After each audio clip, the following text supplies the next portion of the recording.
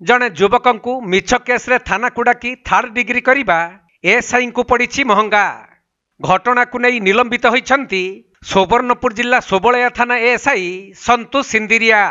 सूचनायोग्य जे गत 3 तारिख में एक चोरी घटनार तदंत करने को टेभापदर गाँवर जगन्नाथ कर्मी नामक जड़े युवक को एसआई संतोष सिंदिरिया सोबलिया थाना को डाकी आउ तदंत बेले चोरी घटना जगन्नाथ संपृक्ति नथिबा कहिथिले भी एसआई बाबू जनक किछि न सुनी बर्बरतार सबु सीमा टपि जाइथिले।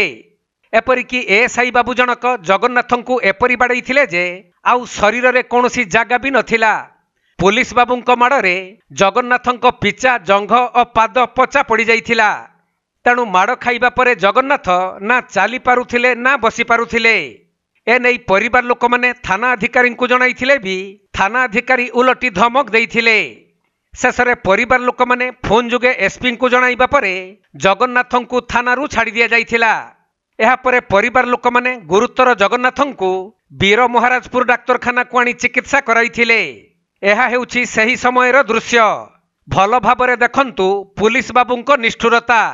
जड़े निर्दोषी को एसआई बाबू जनक किपरि अति निर्मम भावे थर्ड डिग्री करिसंती।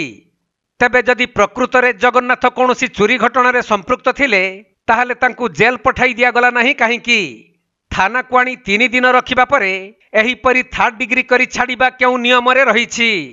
तेणु अभियोग परे एसआई संतोष सिंदिरिया को एसपी निलंबन करने सहित एही घटनार तदंत दायित्व अतिरिक्त एसपी को दैथिबा जणा पड़िछि। तेबे आग को खाली देखा रहिला जे पुलिस रो तदंत किभली हेउछि और दोषी पुलिस बाबूंक विरुद्ध रे किभली कार्यानुष्ठान निया जाउछि। और से आईसी बोले कि तुई किए मते फोन करवाले। हां आईसी हां तापर मैं तार फोन काट से मोर फोन काटी देला। मैं तापर एसपी के फोन कली। एसपी आगे देले फोन कले तापर जे रात 8:30 बजे आई छल्ला।